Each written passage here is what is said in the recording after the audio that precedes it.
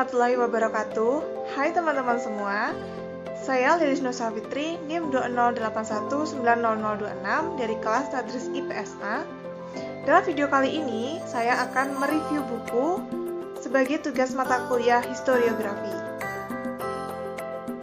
Buku yang saya review kali ini berjudul Babat Ki Ageng Mangir, Intrik Politik Istana Demi Melanggengkan Kuasa Keraton Mataram.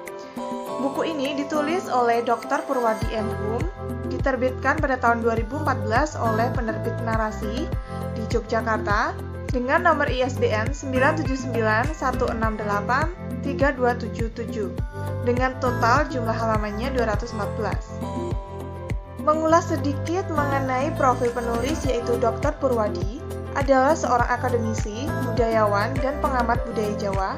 Beliau menyelesaikan pendidikan S1 di Fakultas Sastra UGM, kemudian melanjutkan dan menyelesaikan pendidikan pasca sarjana dan program doktor. Dan hingga saat ini telah tercatat ratusan karya tulis yang telah beliau selesaikan, khususnya tentang sejarah dan perkembangan adat serta budaya Jawa. Dahulu, Keraton Mataram pernah menjadi kekuatan yang dominan dan sentral di tanah Jawa, di bawah kekuasaan dinasti Panembahan Senopati. Namun, kekuatan tersebut sempat goyah oleh gerakan-gerakan perlawanan yang dipimpin oleh Ki Ageng Mangir, seorang tokoh sakti dan berpengaruh. Berawal dari kehadiran Ki Ageng Mangir ini, muncullah pula kekuatan-kekuatan baru yang mencoba untuk melepaskan diri dari kekuasaan Mataram. Hal ini memicu berbagai pemberontakan yang tidak saja didalangi oleh kalangan luar, tetapi juga oleh tokoh-tokoh internal keraton itu sendiri. Buku ini mengangkat dan mengungkapkan sosok Ki Ageng Mangir sekaligus apa yang menjadi dasar dan tujuan pemberontakannya. Juga secara menarik dibahas tentang berbagai siasat pihak Keraton Mataram dalam menghadapi gerakan pemberontakan, serta perjanjian-perjanjian yang dilakukan di dalam upaya menguasai tanah Jawa. Babat Ki Ageng Mangir adalah salah satu episode penting dalam sejarah Keraton Mataram. Buku ini memiliki banyak subbab, diantaranya yang pertama, leluhur Ki Ageng Mangir, yang kedua, melawan kekuasaan Mataram, yang ketiga, pesona Ratu Pembayun, yang keempat, konsolidasi kekuasaan Senopati, yang kelima, ekspansi politik Mataram, yang keenam, memberangus rival politik, dan yang ketujuh, yaitu Babat Ki Ageng Mangir. Nah, dalam video kali ini, saya akan mereview pada subbab melawan kekuasaan Mataram. Raja Mataram saat itu terkenal karena kesaktiannya. Banyak kerajaan lain tunduk di bawah kekuasaannya, seperti wilayah pesisir, Kedu, Bagelan, Banyumas, Tegal, Banten, Pajajaran, dan Jakarta.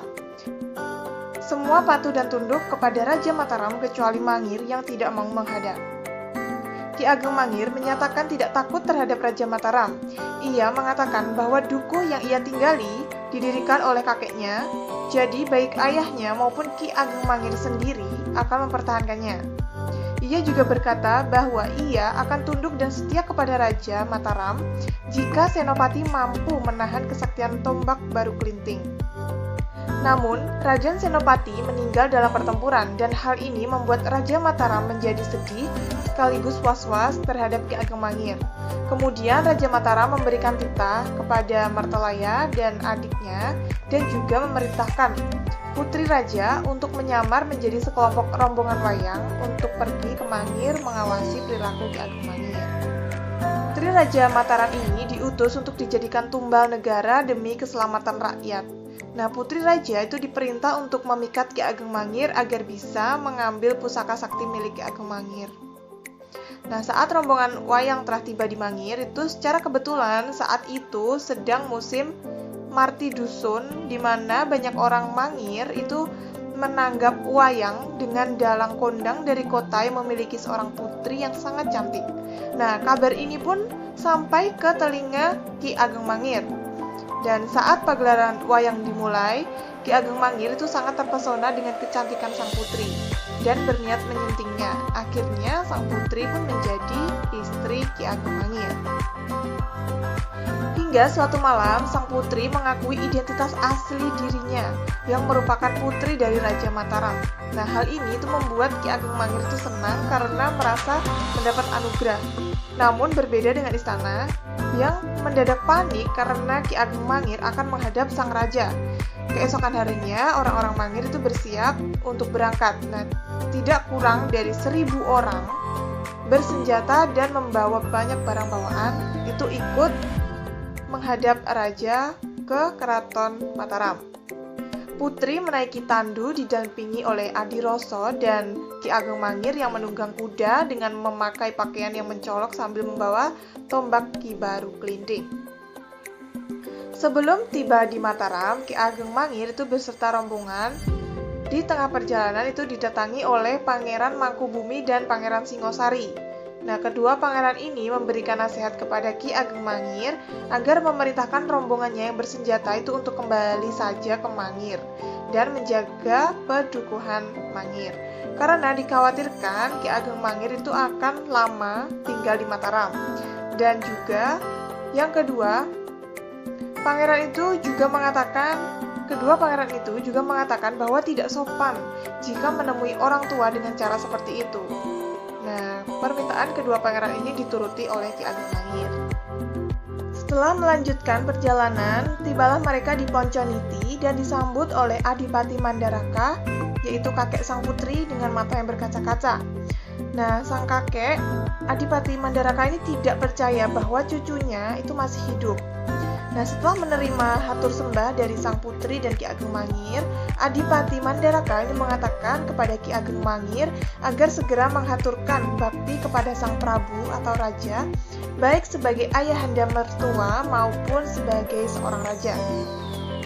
Nah, karena sudah menjadi tata kenegaraan, saat menghadap raja itu tidak boleh membawa senjata. Nah, Adipati Mandaraka ini menyuruh Ki Ageng Mangir meninggalkan pusakanya di rumah Adipati, dan Ki Ageng menurutinya. Dan saat menghadap raja itu putri menghaturkan sembah sambil mencium kaki sang prabu dan menangis. Sementara Ki Ageng Mangir itu masih menunggu di luar. Nah, kemudian putri diajak pergi ke belakang oleh Adirasa, oleh kakaknya. Dan sekarang adalah giliran oleh Ki Ageng Mangir yang menghadap raja. Namun setelah melihat wajah Ki Ageng Mangir, seketika raja itu teringat dengan perilaku Ki Ageng Mangir yang memberontak dan membuat kekacauan di keraton Mataram. Nah, sehingga membuat amarah raja itu muncul dan tanpa sengaja itu membenturkan kepala Ki Ageng Mangir pada batu di taman istana. Dan hal tersebut menyebabkan kepala Ki Ageng Mangir itu remuk dan ia meninggal saat itu juga. Dan raja pun segera meninggalkan istana seolah tidak terjadi apa-apa.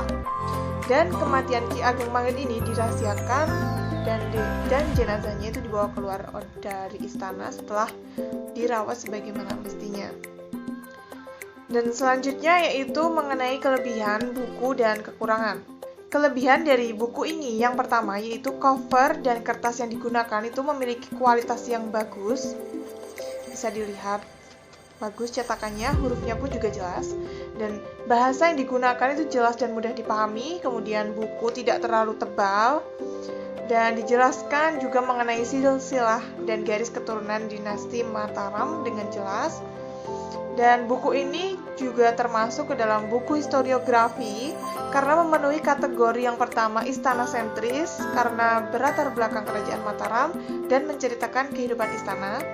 Yang kedua, religio magis, di mana diceritakan Ki Ageng Mangir itu memiliki pusaka yang amat sakti, yaitu Baru Kelinding. Dan yang ketiga yaitu melegitimasi kepentingan penguasa, di mana raja itu memberantas para pemberontak yang ingin merebut kekuasaan. Dan bahkan menantunya sendiri, Ki Ageng Mangir, itu dibunuh dengan cara dibenturkan kepalanya pada batu. Untuk kekurangan buku ini yaitu pada halaman terakhir itu terdapat kecacatan pencetakan seperti sobek, hanya satu lembar saja, tapi yang lainnya dalam kondisi bagus. Dan yang kedua, babat Ki Ageng Mangir yang asli itu hanya dituliskan dengan bahasa Jawa, tidak diterjemahkan sehingga itu sulit untuk dimengerti. Demikian video review buku Babat Ki Ageng Mangir, Intrik Politik Demi Melanggengkan Kuasa Keraton Mataram. Apabila masih banyak kekurangan, mohon maaf. Terima kasih. Semoga bermanfaat. Wassalamualaikum warahmatullahi wabarakatuh.